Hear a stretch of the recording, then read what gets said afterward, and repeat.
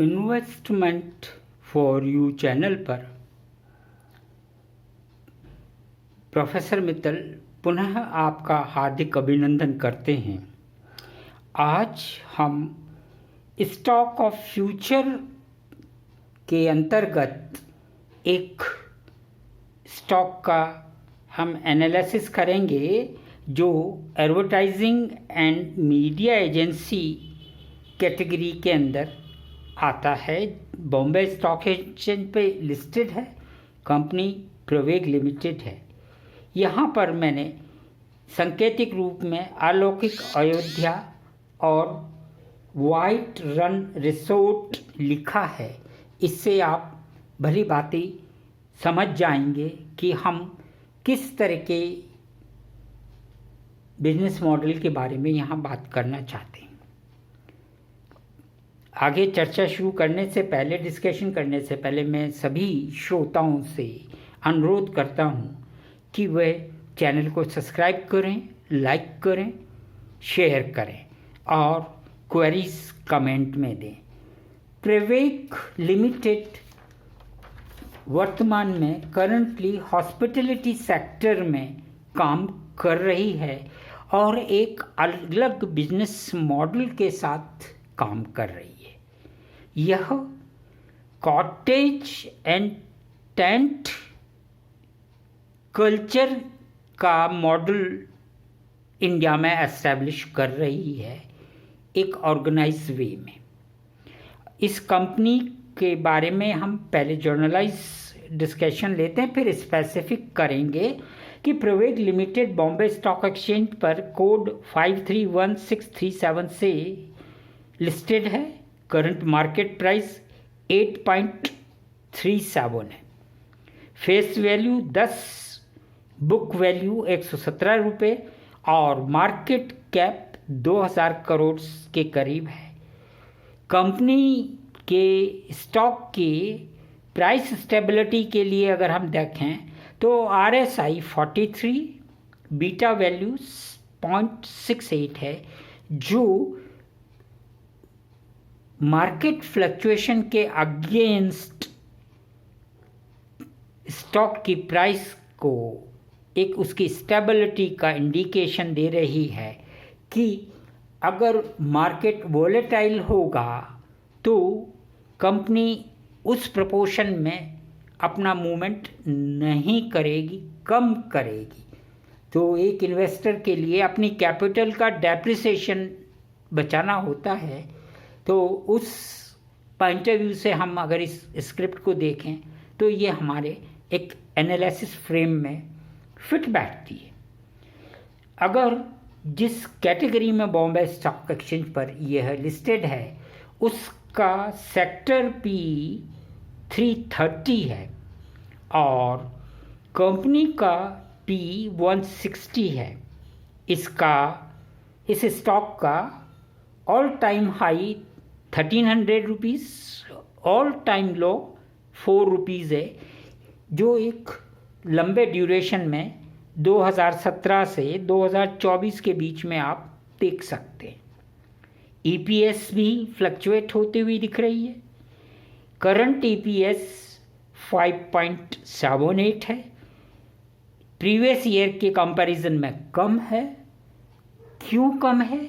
अगर आप कंपनी की एनुअल रिपोर्ट्स को देखें, बुक्स ऑफ अकाउंट्स को देखें, तो यहाँ कंपनी जिस तरह से अपने एक्सपेंशंस कर रही है, टेंट और कॉटेज रिसोर्ट्स डेवलप करने में जो अपना एक्सपेंडिचर कर रही है, उसके अकॉर्डिंग ये फ्लक्चुएशन इनवाइटेबल हो जाता है। इसीलिए कंपनी का ROCE, ROE 9.37, 6.57 करेक्ट। यहाँ एक करंटली क्यों हम इस स्टॉक को एनालाइज कर रहे हैं, इसका शेयर होल्डर पैटर्न हमें ये बता रहा है कि इस स्टॉक को हमें डिटेल डिस्कशन में लाना चाहिए। अगर आप बहुत शॉर्ट पीरियड में देखें, मार्च 24, मई 24, नंबर ऑफ शेयर होल्डर्स क्या हो रहे हैं, डिक्रीज हो रहे हैं। This is important. It means कहीं ना कहीं रिटेल हैंड से स्टॉक की एक्यूमुलेशन बिग हैंड्स के पास हो रही है।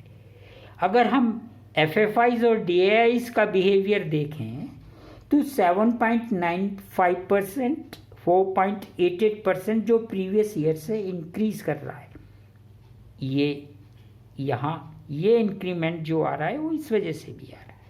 अगर इंस्टीट्यूशनल इन्वेस्टमेंट इस कंपनी में देखें, जो एक कंपनी की बारे में हम एक लॉन्ग टर्म अपना परसेप्शन बना सकते हैं कि फाइनेंशियल इंस्टीट्यूशन किस तरह से इन्वेस्ट कर रहे हैं, तो टाटा म्यूचुअल फंड के पास 2.26% स्टेक है, Kotak Mahindra life science insurance के पास 1.16% है, गोल्डमैन सैक्स के पास 2.07%।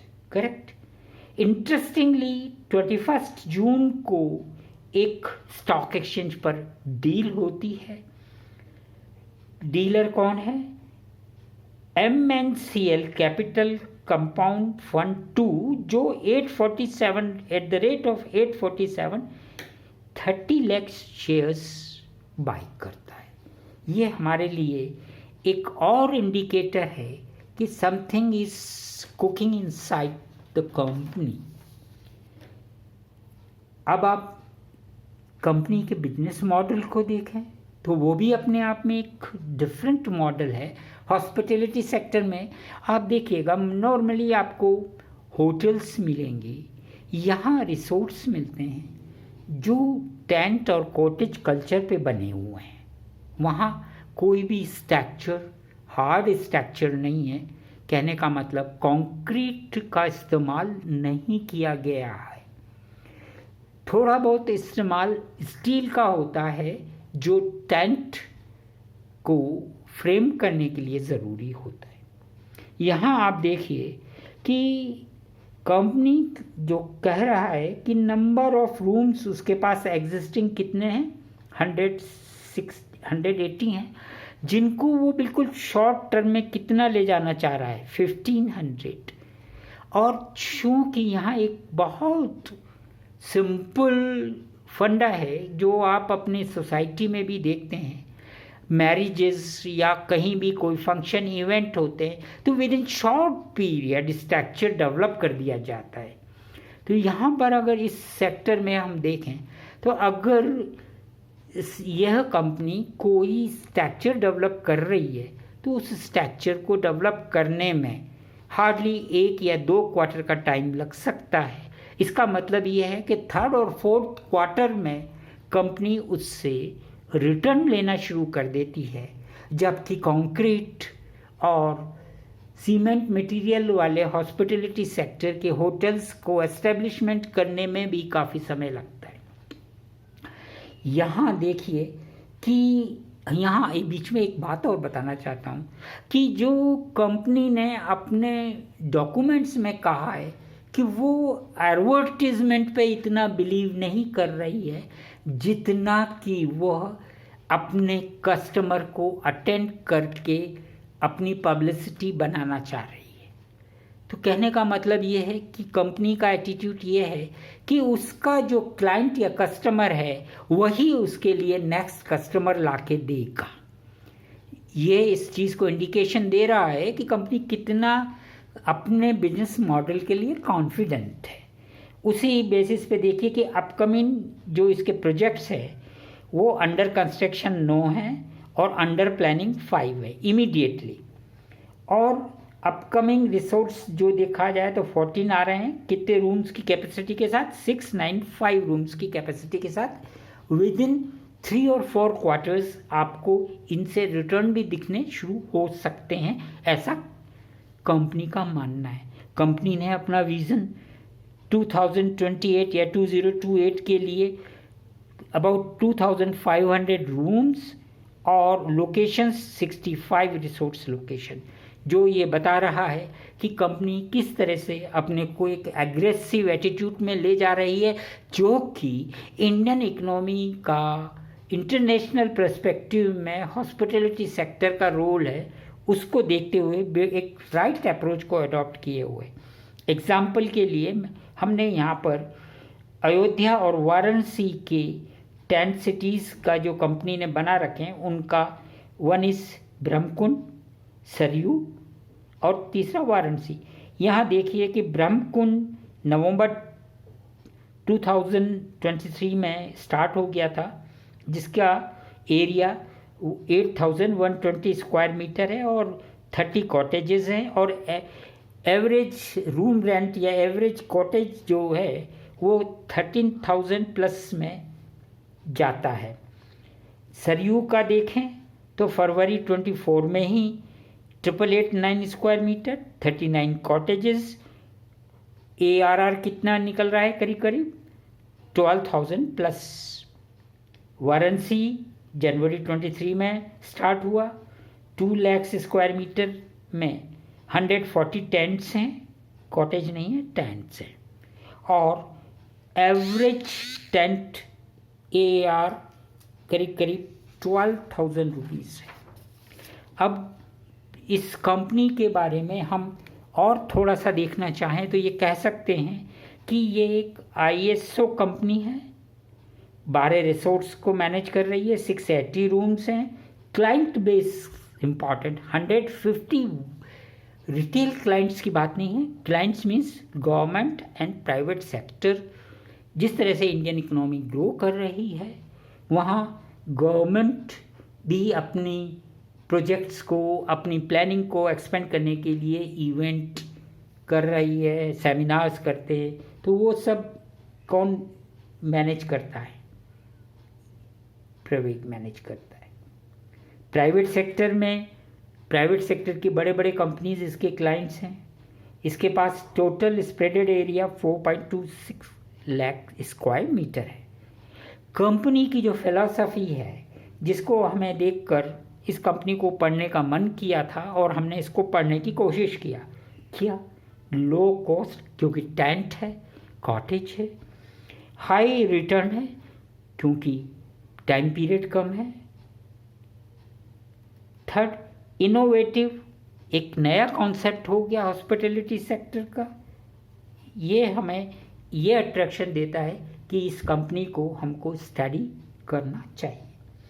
इम्पॉर्टेंट बात ये है कि डेप्रिसिएशन, क्योंकि जब ये टेंट कॉटेज बनाने में है तो डेप्रिसिएशन कैसे डाला जाए, तो यहाँ पर कंपनी ने स्ट्रेट लाइन मेथड या SLM मेथड ऑफ डेप्रिसिएशन को एडॉप्ट किया, जिसमें 5% रेजिडुअल वैल्यू और 95% return of in equal installment in 10 years लिया।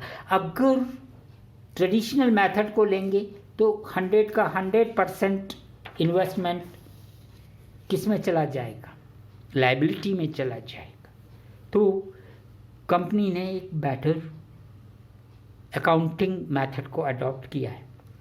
अब बात आती है कि टेम्परेरी जो स्ट्रक्चर कंपनी बनाती है, बट नेचुरली कॉस्ट को भी देखना है, तो इसकी 30 से 35% कॉस्ट किस में आती है, स्ट्रक्चर बनाने में, यानी स्टील के अंदर इन्वेस्टमेंट कितना होता है, दिस पोर्शन।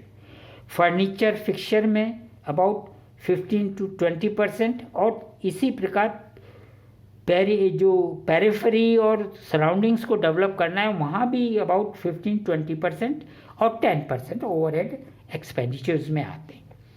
कंपनी बहुत ऑप्टिमिस्टिक अपना बिजनेस एटीट्यूड लेके चल रही है। आप कंपनी के साइट पे जाके पढ़ सकते हैं कि वो 300 करोड़ का बिजनेस लेना चाहती है और 40% एबिटा मार्जिन पर काम करना चाहती है, जो हमें ये बताता है कि हमारे कैपिटल का अगर हम लॉन्ग टर्म में एटीट्यूड लेके चलें, कंडीशन क्या है, other things remaining the same, economy उसी तरह से ग्रो करती रहे और आगे बढ़े, तो ये कंपनी एक हमारे लिए आइडियल इन्वेस्टमेंट एनालिसिस का पोर्शन बनती है। धन्यवाद।